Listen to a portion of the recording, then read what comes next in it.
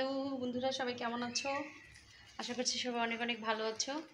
শুভ দুপুরের শুভেচ্ছা সবাইকে। বাজার করে আসলাম মাত্র, এই যে মালঞ্চ শাক, কলমি শাক এগুলো নিয়ে আসলাম। আরও অনেক বাজার ছিল, ডিম, বেগুন, তরকারি, মানে কাঁচা সবজি যাকে বলে, সব কিছু নিয়ে আসছি। তারপরে মুরগি আনছি কতগুলা। এই যে দেখো, পুরো সপ্তাহ বেশি যাবে আর কি। বাজার করে নিয়ে আসলাম মুরগি টুরগি যা যা লাগে। এখন এগুলো সব কিছু প্রসেসিং করে রান্না করা শুরু করে দিব অলরেডি। তো এই হলো অবস্থা। আর এখন এই যে শাক পাতা বাজার সব এলোমেলো পড়ে আছে। কাঁঠালটা কিন্তু পাকু পাকু করছে, এটা খাবো আমি উড়ে ধুরা করে। আর এদিকে আজকের আবহাওয়াটা হলো, আমার সবজি ক্ষেতটা একটু দেখো কত সুন্দর হয়েছে। উস্তু গাছটা পাতা কিন্তু অলরেডি 3বার খাইয়ে ফেলছি, আরও খাবো। আর এখানে কলমি শাক খেয়ে আবার লাগাই দিছি, দেখো যে কলমি শাক কিনে খাবো, আবার লাগাবো, আবার এখান থেকে তুলে খাইতে পারবো। খুবই সুন্দর হয়ে উঠছে। আর এখানে আছে করলা পাতা, অলরেডি 2-3বার খাইছি, আরও খাবো। যে দেখো খুবই সুন্দর পাতা হয়েছে। এখানে আছে একটা আদা গাছ, ঢেঁড়স গাছ, এখানে ফুল গাছ, ধনিয়া পাতা, এখানে দুটো বোম্বাই মরিচ গাছ। তো পাতা বাহার মোটামুটি ভালোই বলতে পারো। শহরের সবজি ক্ষেত নাই, আমি যত্ন করতে পারি না। তারপর আর এখানে আমার সামনের ছাদে আছে, এটা হলো সজনে পাতা। আজকের আবহাওয়াটা বৃষ্টি নাই, রোদও চকচকা না, কিন্তু একটু গরমও আছে। এই অবস্থা। তোমাদের কিন্তু কাঁঠাল খাবার দাওয়াত রইল। শরীরটা একটু খারাপ আছে, তারপরও হেঁটে হেঁটে কষ্ট হলেও গেছি। রাস্তার মানুষ আমাকে দেখে বুঝতে পারে যে আমি একটু সিক, মানে সিক মানুষের হাঁটা চলাও আলাদা হয়, তাই না? এখানে আছে কী কী আনছি, বেগুন, কলমি শাক, মালঞ্চ শাক, আর পটলের ভর্তা খাবো। পটলের ভর্তা, ভাজি, অনেকে ছোলা ভর্তা খাইছে, পুরো পটলটা শুধু ভর্তা খাইছে কিনা আমি জানি না, তবে আমি খাবো। এই হলো অবস্থা। তো চলো রান্নার জন্য স্টার্ট করে দিই, আর দেরি না করি।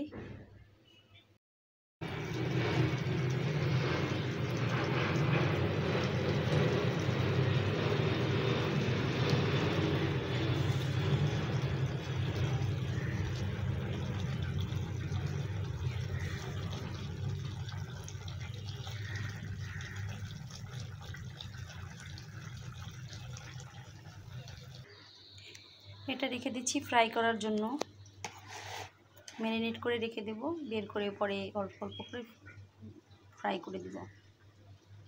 লেবু দিয়েছি, গোলমরিচ দিয়েছি, আর এখন আদা রসুনটা বাটা দেব।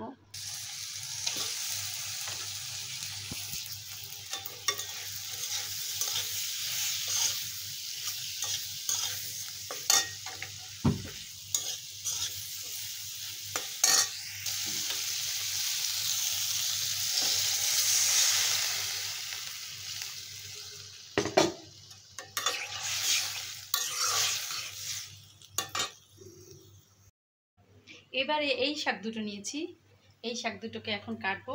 বেশি কিছু ফেলবো না, টাকা দিয়ে কিনছি না। বড় বড় আটি করে, দেখছো?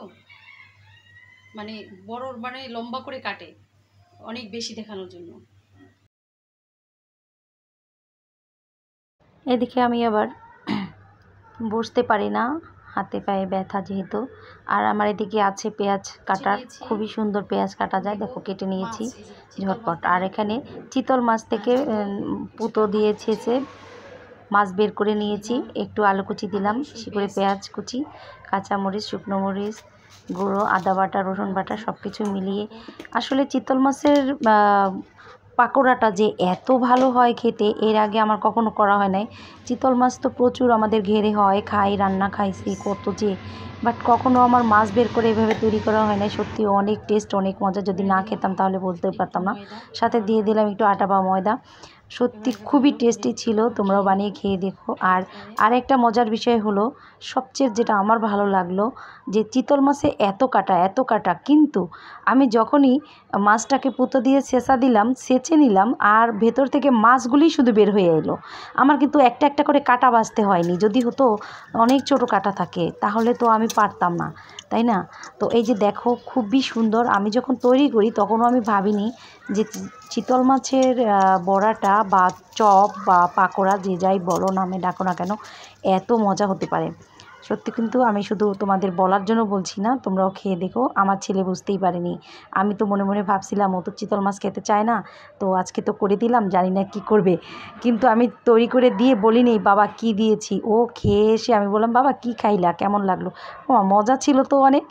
আসলে ও বুঝতেই পারেনি। পরে যখন বললাম বাবা চিতল মাছ ছিল, কিছু বলেনি, কারণ ভালো লেগেছে তাই। যদি ভালো না হতো তাহলে এসে দিয়ে দিত, বলতো মা আমি খাবো না, কী দিয়েছো এটা, ভালো লাগেনি।